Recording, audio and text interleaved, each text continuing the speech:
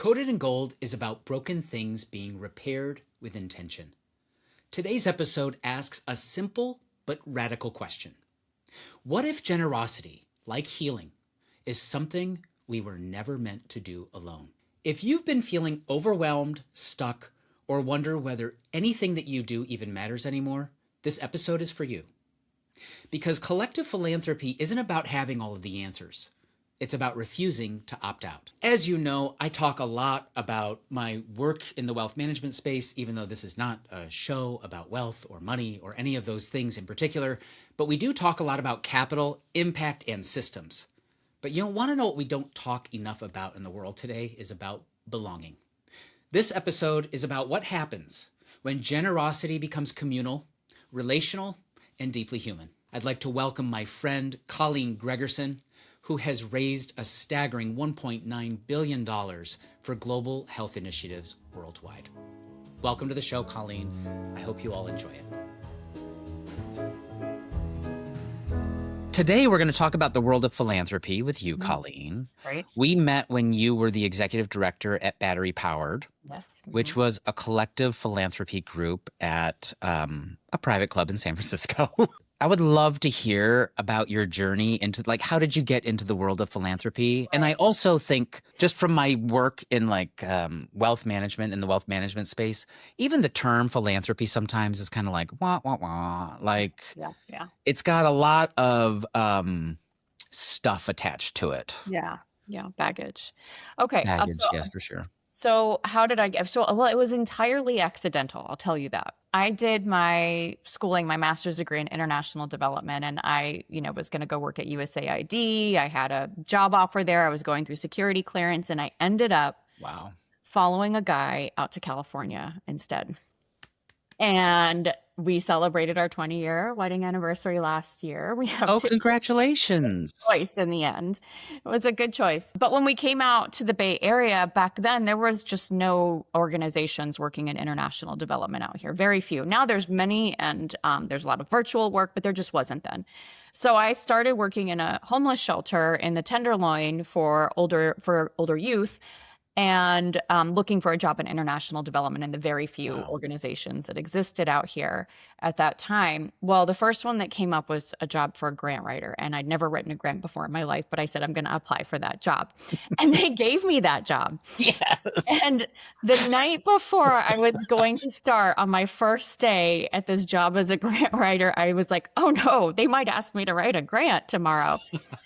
So I rushed out to Barnes and Noble at 9:00 at night, bought Grant Writing for Dummies, and I stayed up all night and I read it and went to my new job the next day as a grant writer. Good for you. And so I did not intend to be in the fundraising space, but then it ended up being a perfect match for my personality. What makes it a perfect match? Okay, so I'm very goal driven. So when you're fundraising, you can have very clear, tangible, quantitative goals, very goal driven. And so it worked for that. But when you get into the world of particularly individual philanthropy, it's very personality, it's very people based. And I love people. On those scores of extroversion, I score way off the charts on extroversion. Wow. And I'm just curious about people, and I like all kinds of different people, and I love being with people and learning about them.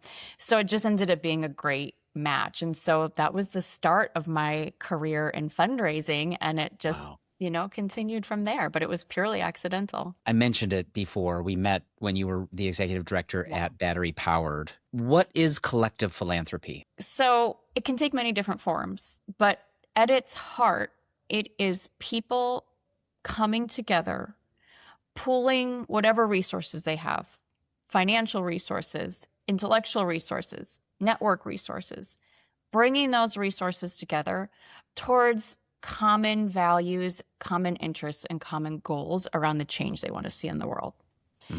And that takes many different forms. There are as many forms of collaborative philanthropy as you can think of, but that is the heart that holds it all together. People who want to make change in the world and want to do that together and see that together they can have more impact and more joy potentially in their funding journey than if they were to do it alone. So how do you bridge the gap from grant writing for dummies, okay, showing up at your job, to executive director of Battery Powered. Because I will say, like, that program was masterfully architected and executed. Oh, thank you. I mean, it was like a master class in how it's done, as far as I'm concerned. So how did I get there? How'd you get there? Well, after grant writing for dummies, I had a lot of success at my first organization, and then we moved back to Washington, D.C., because that's really where the heart of my work in international development was taking place. And I started working for a much larger organization, a global health organization, and came on board to their fundraising team and worked my way up to oversee the whole organization's fundraising. I was there for 10 years. And that organization, we did $1 billion of proposals a year. We brought in about $600 million in funding every year to support the work that we were doing. We were in over 70 countries around the world, had 9,000 employees, most of them local employees working from and working in the countries that they were in. And I loved that work. And a lot of the funding that we were raising was from institutional and government funders. And we started to dabble towards my last couple of years there with individual philanthropists. And what we learned there was when we wanted to innovate, when we wanted to try something new in this space of global health, the individual capital was better suited to that kind of work than the sort of government and institutional funding, because individuals come with much more flexibility for the most part around their funding. And I really liked the work that we were able to do with that flexible individual funding. So when I was contacted about the founding executive director role at Battery Powered, I thought, oh, perfect, because this is going to allow me to further innovate with individual resources in the philanthropy space. And so that's how I got pulled over, even though it looks like a little bit of a left turn in my career path. But that was where I saw the connection, was the ability to innovate with individual donors further and on a bigger level. Very cool. And can you share how Battery Powered kind of came to be? Yeah, so Battery Powered is the nonprofit arm of a social club in San Francisco called The Battery. And right from the beginning, the founders of The Battery, Michael and Xochitl Birch, they knew that they wanted philanthropy to be at the heart of the social club. And so they designed this program that would bring a collaborative giving program where members of the social club could pool their resources, and there would be a small but expert staff who would oversee the development of 3 different topics each year, topics selected by the members themselves, issues that they were passionate about, interested in, worried about. And we would design a theme around that would go through learning, so that the members would really learn more deeply about the issues, that would go through vetting and curation of organizations offering solutions in that space, and then decision making around where our pool of funding that everybody had contributed to was going to go across those organizations. And I think, we may not have been the only philanthropic arm of a social club in the world, but we're certainly the largest. We were giving away over $3 million a year in grants through Battery Powered. Yeah. And I can also, what was wonderful about it was they were community events. Yes. Right? Like, and it felt, I mean, I remember the year that I participated, I just remember feeling so connected, and being in community with others that year. And and it was the year where, the membership had chosen, one of the themes was, addressing gun violence in America. Oh, yeah. Yeah. And what I loved about it was the angle, the curation of the organizations wasn't take guns away, right? It was really thoughtfully executed and curated from an angle of really wanting, like, to educate the community on, gosh, this is an issue that you might be thinking, take guns away, but this is the whole of the issue. Right. And let's educate ourselves about the whole of the issue. And then let's bring in organizations that are on the ground doing these activities.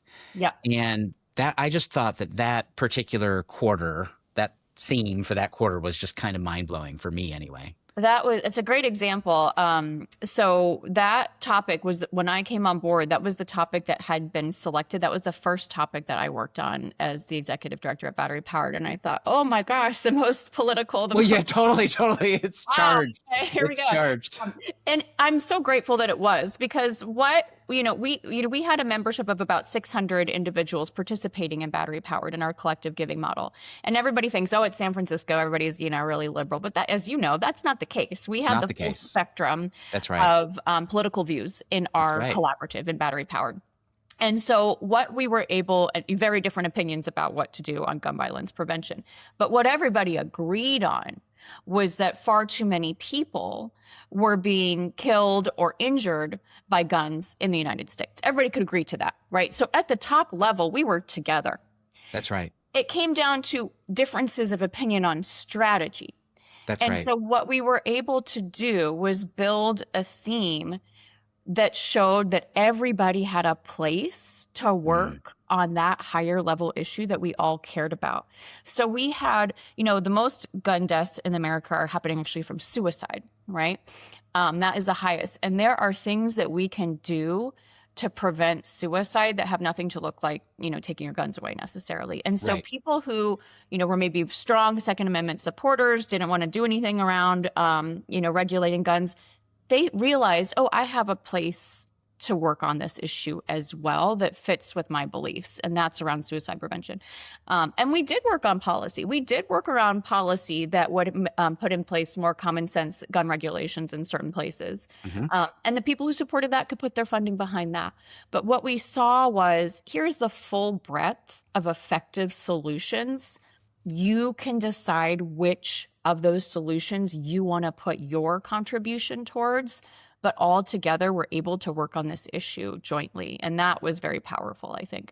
Oh, yeah. I mean, it was also wonderful. I think back to that experience, and what was wonderful for me during that time period was I did not feel like an expert on gun violence in America, right? Like not, and almost, and I think a lot of people today, certainly, I mean, fast forward to, this year, I think a lot of people are, wondering what can they possibly do, right, to participate or to be in community to address some of the biggest kind of issues that we're facing as a society in America today. Right. And sometimes you don't know where to begin. And for me, what was so nice, you mentioned, Michael and Sochi, like bringing together that small expert team, and they did a wonderful job in doing that. Because when I showed up, it was like, and it was night. The structure was also beautiful. One night was education night. It's like, okay, you're going to get educated tonight. We're not making decisions tonight. We're just going to get educated. Yeah. And that was a beautiful part of the architecture of the program, because it just allowed people to show up with an open mind and learn. And these are, a lot of busy people, right? And so you're going from one thing to the next, and you have families and work life. And then it was like, oh gosh. And what felt really nice was like, there was this big pause, this space, even though it happened, over the course of like one kind of long-ish evening. But it felt wonderful. Like you were in community, you were learning. And there was also space between, I think it was called education night and then allocation night. Talk a little bit about kind of how it was structured. Yeah. Well, so it's very intentionally designed. Yeah. With 600 or so members, people were motivated by different things. Some people were very motivated by the learning. Some people were very motivated by the social aspect. Sure. And so we, everybody by, some combination of all of it. And so we designed the arc of every theme to ensure that there was an offering that appealed to every kind of archetype that was participating in our program. So as you mentioned, we always started off with education and deep learning around the issue. We had our education night, as you mentioned, expert night, we called it. We had expert night. That's our right. issue brief that we shared. We had, sometimes we did documentary viewings, and then we would start arcing into the solutions, right? Who are the organizations that are working on this issue that have really proven or promising solutions? And we would bring those organizations forward for people to learn about. How would you vet them?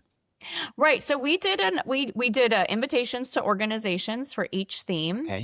and that was based on, I would do upwards of 50 or 60 expert interviews on the topic, everything from Wow. academics working on the issue to practitioners to NGO leaders to politicians who are working on the legislative. We would really talk with as many people as we could who were working on that issue to deduce other funders how we should be focusing our theme and which organizations we should be inviting to apply. And then they went through a rigorous, review process, but we were also very cognizant of we did not want to take more than our fair share of these organizations' time in the application process. So over time, we Oh, continue to make it more friendly and more accessible to all kinds of organizations.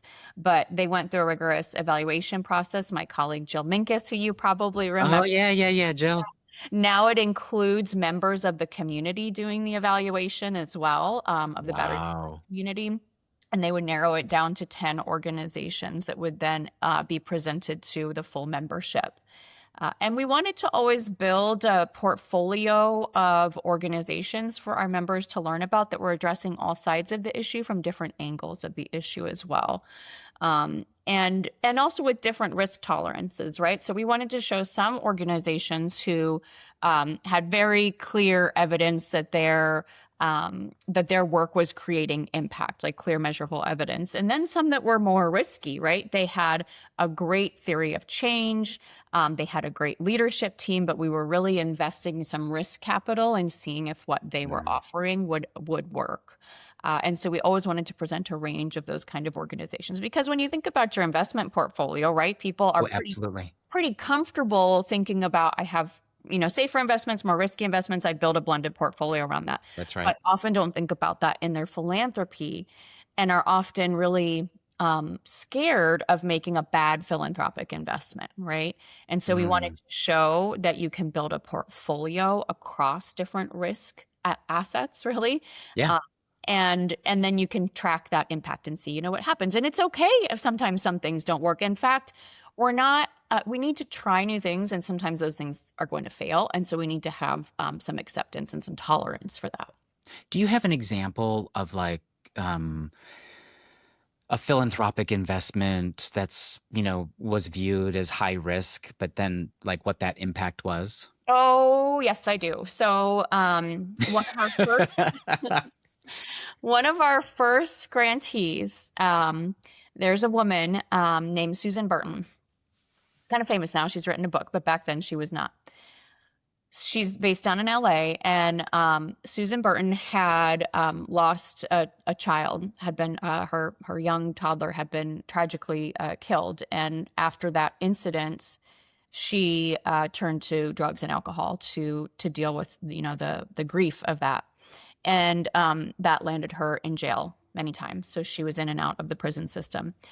And when she got out the last time, she said, I'm going to help other women that were in the same situation that I was in. And so, as she says, I got a little house. And she created a place for women who were coming out of the prison system in LA to have a safe house and a community that would offer them the support that they needed to get back on their feet and not go back into a cycle of recidivism. And Right. this included everything from, support to get jobs, employment, opportunities. It included legal help to get their children back when their children had been taken away, a whole system of support. So, fast forward, she comes to us asking for a grant. She had a couple of houses and very small entities still. And Battery Power decided to put money behind it. We gave her the single largest grant she'd ever received. Um, Wow. and I don't have the numbers today, David, but last I talked to her, which was a few years ago now, she had 13 houses. They had Wow. helped thousands of women coming out of the prison system. They had reunited hundreds of children with their mothers. They had a recidivism rate for women who went through their program of almost zero. And one of the Wow. best stories she told me was when she was incarcerated at one point. There was a program where you could be released into a drug treatment program, and she was praying that she would get chosen for this program because she really needed help with her substance abuse issues. And she was not chosen for that program. Well, when I talked to her a few years ago, she was in discussions with the county. They were asking her to take over that program as part of her own. Oh my goodness. Can you imagine? Wow. Like Wow. she's going to be running the program that she used to pray to get into. Yeah.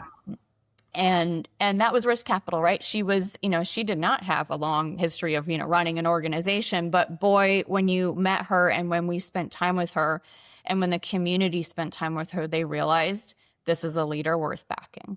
And that proved to be true. And now there is a book. She wrote a book. It was on the New York Times bestseller for a while about her life. I highly recommend it. Some of these nonprofits have limited time, limited resources. Oh, yeah. Right. And then like there's this ask of like, hey, participate in this thing. And it's kind of like the dangling of a carrot in some ways, because you don't know how it's gonna. Right. You don't really know the outcome, going in. Mm-hmm. But there is the possibility that it's incredibly meaningful for these organizations. Right. And you did say, you mentioned already that over time you were trying to make it so it wasn't such a burden on them. Can you talk about how do nonprofits view collective philanthropy? Right. So I think, that answer, there isn't one answer to that, right? Because there are, thousands of different collective, Sure, giving arms and vehicles out there. Some excellent, probably some not so excellent, and everything in between. So it's really, I think, dependent upon each model. And I think it's crucial that, for people who are involved in a collaborative giving model, that they're intentional about this issue and they are intentional about designing the way they give to hold the honor and the respect and the trust of those organizations at the very height of their decision making, right? So in Battery Powered, we made a lot of evolutions over the time I was there, and they continue now that I have stepped down to make evolutions in this space. But I think the most important thing we did was that if we asked you to do more than fill out, a proposal template, if we asked you to do more than that, if we were going to ask you to come in and do anything, you were going to get a grant. The grant sizes ranged, right? Right. But every organization who came to speak with us was going to get a minimum of $10,000 grant from us. And that was a decision that we came to in partnership with our community members, our donors, so that everyone walked away a grantee if we had asked them to come in and meet with us. That I think was really, really important. And then, we did other things like, we shifted from having a strict proposal template to saying, well, you could either fill out this proposal template or you can send us another proposal you gave to another donor that's still relevant, or you can have a 45-minute conversation with us. Great. Okay. Those different options. So community is something that I talk on the show a lot about, because I'm on a quest to always be finding community and be in community.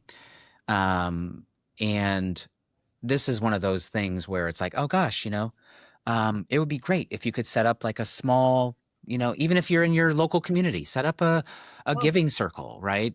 But I think there's ways to do it and ways not to do it, right? So you are being respectful of the organizations that are, they want to put their best foot forward. But it's best to, have a plan, right? Instead of like, oh, we're a giving circle and we're so excited. And like, then you start with all of the asks, please do this, please do that, please, blah, blah, blah, Well, let me give you an example, because here in the community that I live in the Alamo Danville area, 2 moms decided to start a giving circle. It's called Impact Diablo Valley. And there are no staff. It is completely volunteer run, and it is mostly run by those 2 moms to this day. And I think it's 6th or 7th year now. And they recruit families in our area to join, and it's a family giving circle. And the buy-in is $1,000 per family. So we all put $1,000 into the pot. And we go through a process of looking at organizations, inviting them to apply. And then at the end of that, we're giving $150,000. We have 150 families involved. Wow. $150,000 of grants. And the way they set that program up is one organization walks away with what we call our impact grant. It's a $100,000 grant. which, think about it, just families coming Totally. together, it's a Totally. substantial grant. And then the two runners up who we've asked to come and speak with us, they split the rest of the pot that we have. So that's about $25,000 each now. And these Wow. are not, these are smart women. They have never worked in philanthropy before, but they were able to, tap into the resources that are out there and design a really smart program that gives really meaningful resources. And then our kids are involved too. So we have a kids' night where we have Oh, that's kid cool. appropriate learning about the organizations and the issues, and they get to do volunteerism around it. So, and these, community giving circles exist in many communities. There's a great resource on the website Philanthropy Together that if you're interested in joining a giving circle, you don't know about one, you can go on there and put in your geography, and it will show you the different giving circles that are in your area. How old do you think, like when the families come together, like, Mm-hmm. our son is 7. Is he old Oh, enough to yeah. kind of? Absolutely. Yeah. Awesome. It's never too, they're really never, almost never too young to do it. You just have to, make it into something that's appropriate for them as far as the learning goes, Right. and the way that they can get involved. So for example, we had we have one women's homeless shelter here in our county, and the younger kids, they made, like hygiene bags for people, and Oh, of yeah. course they know how to do that. They can put the things together and understand how it's contributing. So, we have lots of different things that they can do even as young as 7 for sure. On some of the bigger issues, is there a way to talk to kids about it? Or is the topic for a family giving circle going to be in a different direction than something like that? Well, I'm trying to, the topics that we have really focused on with the family giving has been, hunger, um, Okay. Yeah. and food insecurity, Hmm. climate, and Okay. kids get that, kids Oh, really totally. Totally. very, Yeah. very interested in climate solutions. But we also did deal with domestic violence too. We Oh, funded you a did? domestic violence shelter, and it was a shelter that's specifically for family, women with their children to come into. Hmm. Um, and they, they're kids are kids are smart. Kids are resilient. Yeah. And they got it. And actually, the kids participate in the voting on where our funding will go. And they were part of selecting the women's shelter as our large grant that year. So, they understood, like, sometimes, families aren't working out and moms and children need a safe place to go. They understood that. They had a lot of questions, but they Sure. understood that. Yeah. Yeah. Wow. What a special opportunity actually to hold space for some of those conversations that might not ever come up in the course of your daily life. Right. You've raised a staggering $1.9 billion for global health initiatives. When you're a part of navigating the flow of funds at that kind of scale, how do you keep your arms around that? Right. Um, a really talented team and a great Salesforce database. I mean, yeah, because it's a lot. But I had a fairly large team. I had 10 people on that team doing that work. It was by no means me. It was a team effort. And we were raising funds at very large levels. We were raising funds from governments and multilateral institutions. So sometimes we'd be raising $50 million or even $100 million once at a Wow. time. And we were a large organization that had the capacity to manage those kind of funds. So yeah, it was, I will say that in that job, I worked a lot of 16-hour days, 6 and 7 days Yeah, a I week. bet. My husband said it's too bad I wasn't paid hourly for that job. Breaks it in. Totally, totally. But when you're so passionate about, I mean, this is a blessing and a curse, right? When you're so passionate about the issue and you know that it's making a difference, I did that work happily. I loved that job. I absolutely loved that job. And I did the work happily, and I think we made a lot of difference. So, Wow, very cool. Talk to me about what you're doing now. now, so I ran battery powered for 6 years, loved that job. Decided that I would take a break from work for about a year because my daughter at that time was 12. I thought I maybe have one more year that I'm cool with her. And Wow. that has turned out to be true. I am definitely not cool anymore. But I took Oh no. no, Oh it'll come. no. Got a few more years, David. Oh. No, we still have a great relationship, but I am not cool. Right. And then the election happened in 2024. And I said, okay, well, that's, it's been about a year that I've had a break. And this is my moment to take whatever skills and expertise and talents that I have and bring it back into the workforce towards some of the issues that I care the most about and that are under tremendous attack, or we're about to be under tremendous attack. So I took a role almost a year ago with the Collaborative for Gender and Reproductive Equity, which is a collaborative fund that pools resources from both institutional and individual donors.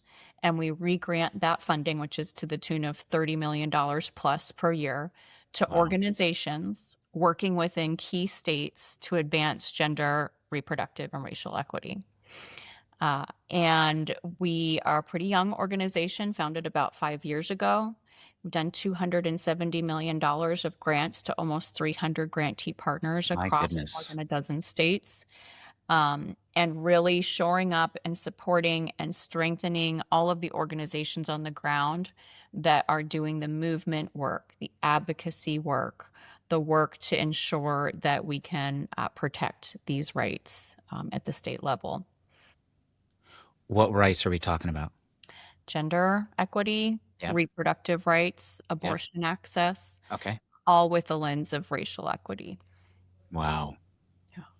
And I was looking at the map.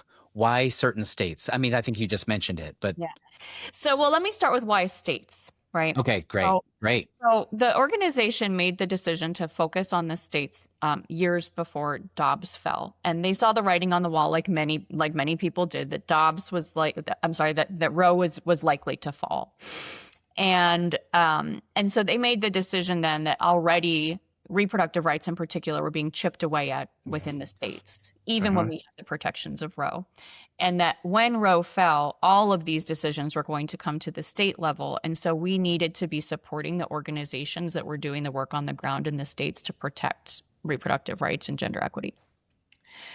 So that's why we decided on states early on. But it's also the place where it has the most direct and immediate impact on people's lives, are these state laws and state judgments and state services.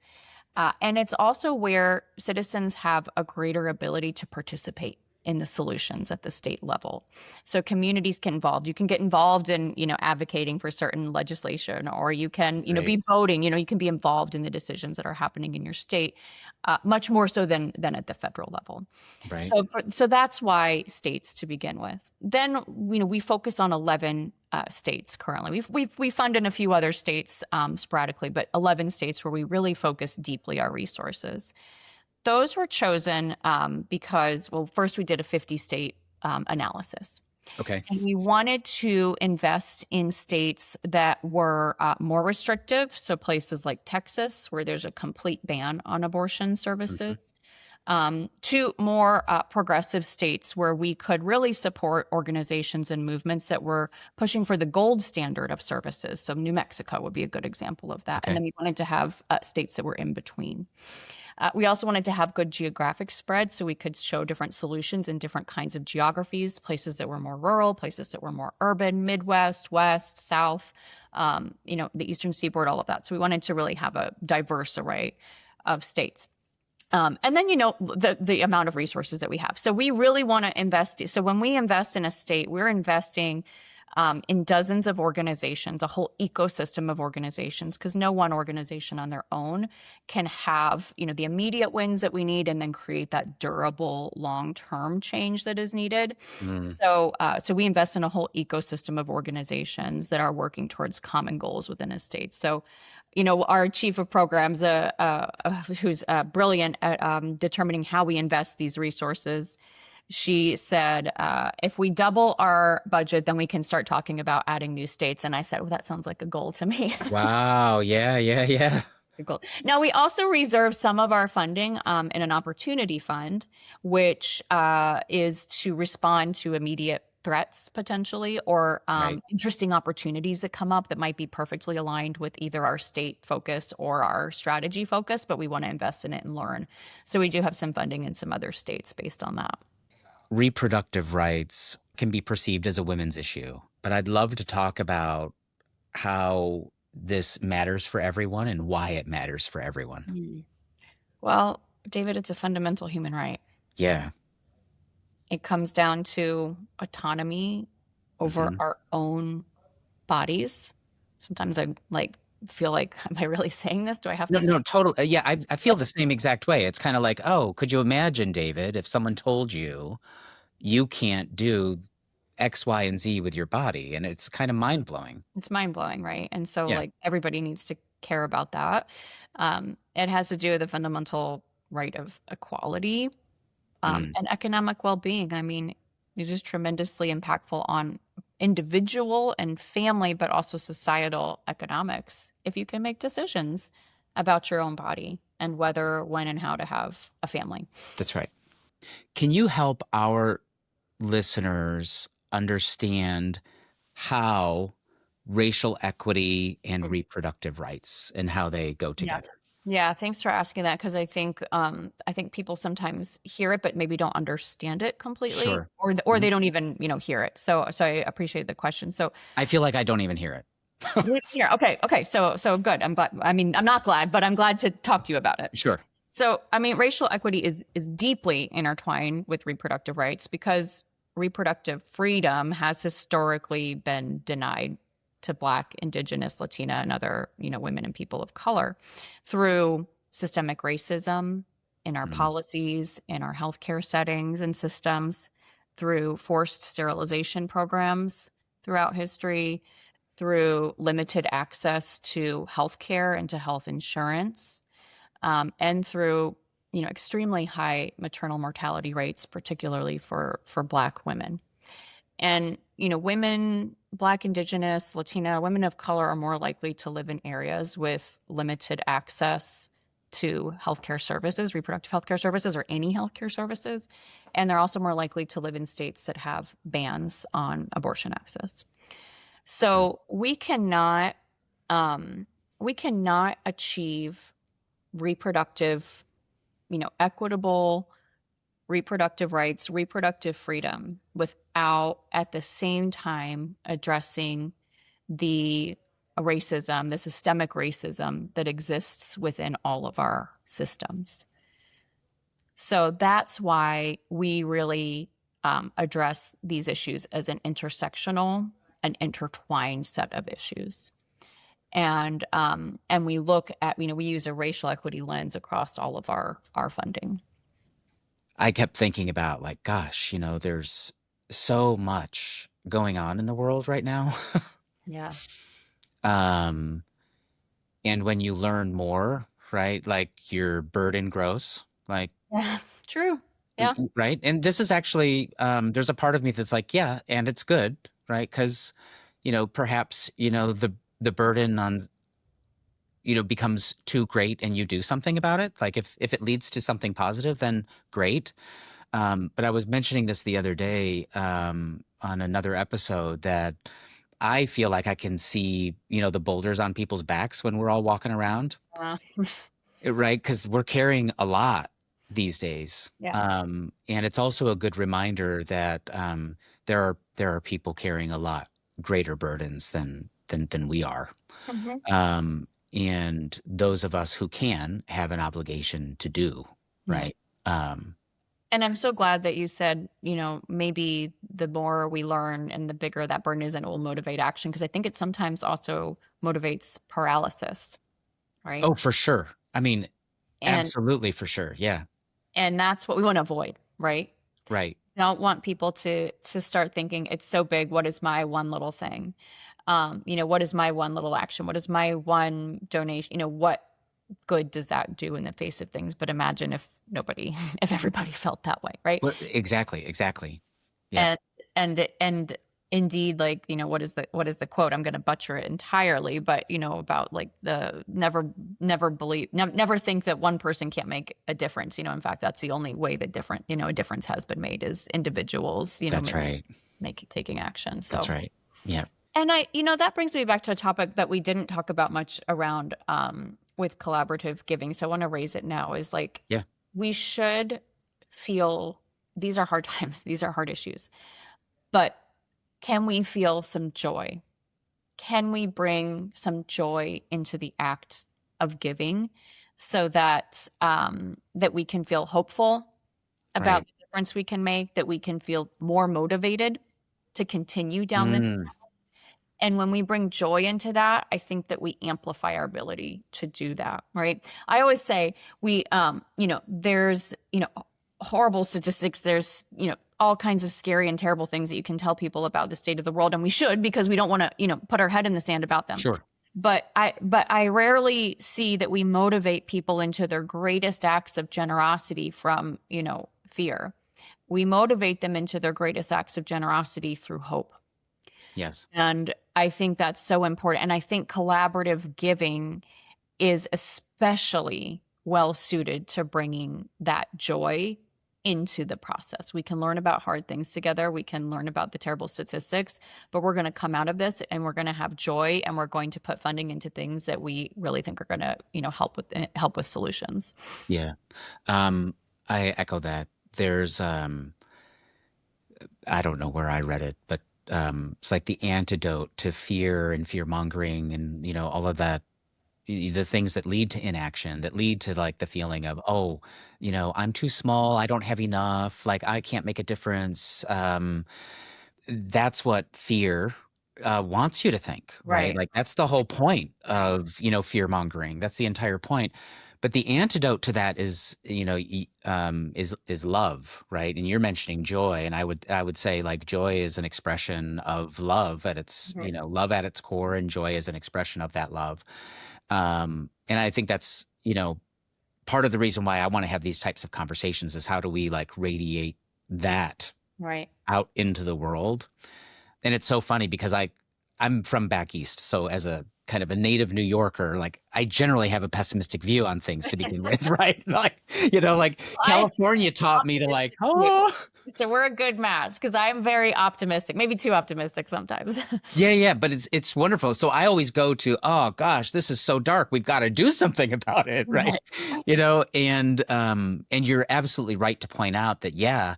And I've been able to witness it in other people. When people are excited and there's joy and love in a room, that is so much more powerful. How should people be thinking about philanthropy in this current moment when it feels like everything needs an emergency injection of whether it be capital, volunteerism, Yeah. hope? Yeah. How do we approach that? Yeah. Yeah. I think that this gets to the paralysis thing. Like, oh my gosh, there's so many needs out there. Where Right. in the world should I do? And I think what's the most important advice I can give you is like, do something. Yeah. Do something, right? And then doing something begets doing something begets doing something. It almost doesn't matter what, because like you said, there are so many needs out there. There are so many good places to put your time, talent, your funding. Pick the ones that speak to you. Pick the issue that is lighting you up, or that's depressing you the most, or that you're most interested in, and lean in on that with whatever resources you have. Because there's so many issues that need support right now. There are so many incredible organizations doing incredibly impactful work that you can support right now, or collaboratives that you can join and fund many of these different organizations and leverage your resources. So my biggest advice is don't let it paralyze you. Take some action, whatever that is. Commit to taking an action this week. That will like prime your muscles to keep going. Yeah. Giving journey, right? Give us some ideas. What could somebody do in a week? Okay. So I would say go to Philanthropy together and see if there's a giving circle in your area, or there could be a virtual giving circle on a topic you're interested in too. Check it out. See if you might be interested in joining that giving circle. That's what I tell you to do this week. It's interesting. I mentioned giving circles, like wealth management firms sit in a unique position to be able to gather a community of people with some incredible resources when pooled. And I always thought that they would be great conveners of a community like this. Right. Mm-hmm. My jaw dropped when I heard their response. We have wonderful clients, absolutely wonderful clients, but they're not that charitable. And I thought to myself, wow, either you have terrible clients, or you are completely out of touch, with your clients. Mm-hmm. Mm-hmm. And I think it was the latter. Human beings have an amazing capacity to give. Right. Whether it be emotionally or even financially, those, I've watched people with incredible resources doing some pretty, or the folks that are getting, the grants, they're like, oh my gosh, I didn't even ask for this. And boom, something landed today. Yeah. Mm-hmm. It's incredible stories of and that's inspiring. There's an opportunity out there for firms where their client base, as a matter of fact, are wealthy individuals. Right. They could be convening communities in interesting ways that their clients would probably enjoy. Let's do it, David. Okay. Agreed. And what we see is, we do see a lot of, people are giving different, wealthy individuals are giving differently now. It used to be you started your family foundation, you have a staff for that, and that still happens and that still works well for many people. But in a lot of cases, you see people doing different kind of vehicles, whether it's an LLC or they're putting all of their money into a donor advised fund. They maybe have one advisor supporting them. That's right. And they need support, right? If you have one advisor supporting you with a lot of money to give away, you need some support from outside experts about the most effective and impactful and leveraged ways to deploy those resources. And so I think these collaborative learning opportunities is a great way to educate people about how to do that. What is giving you hope right now? So at CGRE, where I work now, we have, over 100 active grantee partners right now. And what is giving me hope is each and every one of them. When I see the work that they are doing in the circumstances that they are forced to navigate, I am in awe every day. We have, Minnesota is one of our focus states, and we have, many grantee partners there. And they are not only continuing the incredibly hard work that they are doing to advance gender and reproductive equity in their state. That work has continued. But now they are also doing mutual aid to support their neighbors who need help getting meals because they're afraid to go out of their house, to help them getting diapers because they're afraid to go to the store to get things for their kids, to giving them rides to their workplace so that they know they have a safe way to get there. And this is not these organizations' core work, but they are in that place. Right. And they are place-based in their work. And so they are taking on all of this additional work to support their community. And that gives me hope because, talk about organizations and people that are faced with a barrage of issues to respond to. And they're not saying, that's not our issue, we're not going to do that. They're saying, that's where help is needed, we're going to run there. And that gives me tremendous hope. What gives you hope right now? What gives me hope is there's people like you on the planet. Oh. No, absolutely. You don't run into people every day that have been so incredibly dedicated to really moving resources, which is that's not lost on me in my work. It's incredibly important. If resources are not moving to where they are needed and needed most, even at the right time, in what I'm watching and have observed you do in your career is there's this beautiful arc. And I feel like there are people in the world like you, thank you, that have thought about these things and are putting them into motion. This is a part of who you are. And we should all be grateful that there are people in the world oftentimes operating behind the scenes, people who we've perhaps never heard about, that are actually allowing, these things to actually happen on such a granular and impactful way in local communities. And that's incredible. It's incredible work. Colleen, thank you so much. I'm so glad we did this long overdue catch up. Yeah, totally. Me too. Thank you for listening to Coded in Gold. If you enjoyed this episode, please like, comment, and subscribe. It helps us grow this community and keep these conversations going. You can find all links to follow the podcast and connect with our guests in the show notes. Thanks for tuning in, and take good care.